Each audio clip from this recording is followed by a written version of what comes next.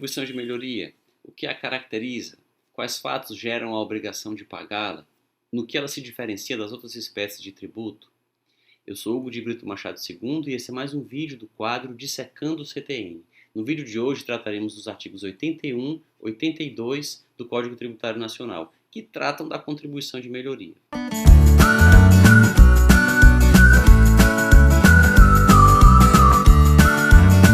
Lembrando que o Código Tributário Nacional veicula normas gerais sobre as espécies de tributo, ou sobre legislação tributária de uma forma geral.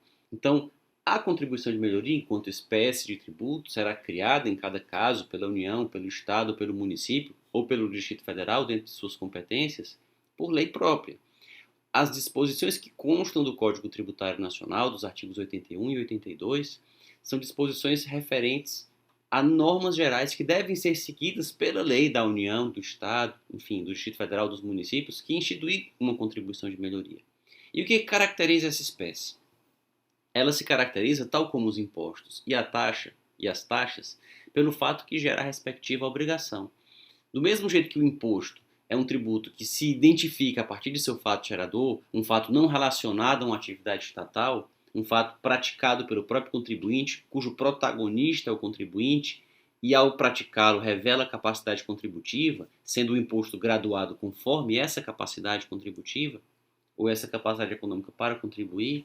Do mesmo jeito que a taxa tem por fato gerador e se caracteriza por ser um tributo cuja obrigação decorre de um fato que é a prestação de um serviço público específico e divisível, efetivo ou potencial, para o contribuinte, ou o exercício do poder de polícia, efetivo exercício do poder de polícia em face do contribuinte, ou seja, atividades estatais é o Estado o protagonista, que é apenas provocado pelo contribuinte. Então, num caso, um tributo tem por fato gerador uma situação em relação à qual o contribuinte é o protagonista, no outro caso, uma situação em relação à qual o Estado, o poder público, ou quem lhe faz as vezes, é o protagonista e o contribuinte apenas provoca isso. No caso da contribuição de melhoria, nós temos um tributo que é um meio termo entre esses dois, a confirmar aquela afirmação de que na natureza, seja ela biológica, seja ela cultural, na realidade cultural ou biológica, não existem divisões estanques entre as parcelas da realidade. Existem zonas de penumbra e transições graduais. Natura faz de dar um salto, né, como se gosta de dizer, como Leibniz dizia e Darwin gostava de repetir. A natureza não dá saltos. Isso vale para as instituições jurídicas também. E a contribuição de melhoria, nessa condição, ela fica no meio termo entre o imposto e a taxa, se o critério for esse, a vinculação do fato gerador a uma atividade estatal. O que caracteriza, nesse caso, então, nessa ordem de ideias, a contribuição de melhoria? Trata-se de um tributo cujo fato gerador é a valorização imobiliária, nesse caso é um fato gerador que se assemelha a um fato gerador de imposto, porém é uma valorização imobiliária que decorre de uma obra pública. E aí, nesse sentido, ela parece um pouco com a taxa. Não se trata de taxa porque não se trata de serviço público, mas de obra pública.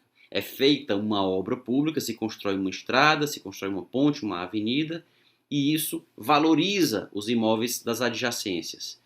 Esse é o fato gerador da contribuição de melhoria, que terá, portanto, dois limites para a sua fixação.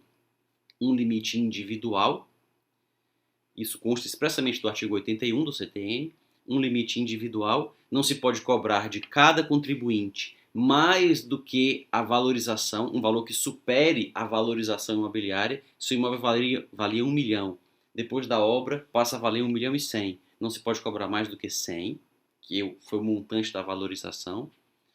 Esse é o limite individual, mas há também um limite global, que é o custo da obra. Não se pode cobrar de todos os contribuintes, que serão convocados ao pagamento da contribuição de melhoria, mais do que o custo total da obra. E os dois limites são dois tetos que devem ser observados. A contribuição não pode passar de nenhum dos dois. O valor cobrado de cada contribuinte e globalmente não pode passar de nenhum desses dois limites. E talvez essa, como o professor Hugo de Brito Machado, pai, tem denunciado há muito tempo, talvez essa seja uma das razões pelas quais esse é um tributo de pouca utilização no país. Não só porque ele seria complexo, PIS e COFINS não cumulativos são muito mais complexos e são cobrados sem problema nenhum.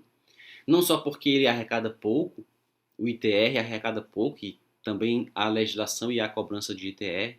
Então, talvez a verdadeira causa não seja essa, mas talvez a verdadeira causa esteja no artigo 82, que para dar observância a esses limites, no artigo 82 consta que a lei relativa à contribuição de melhoria observará os seguintes requisitos mínimos. A lei da União, do Estado ou do município, conforme seja o ente público que realizou a obra, que instituirá essa contribuição.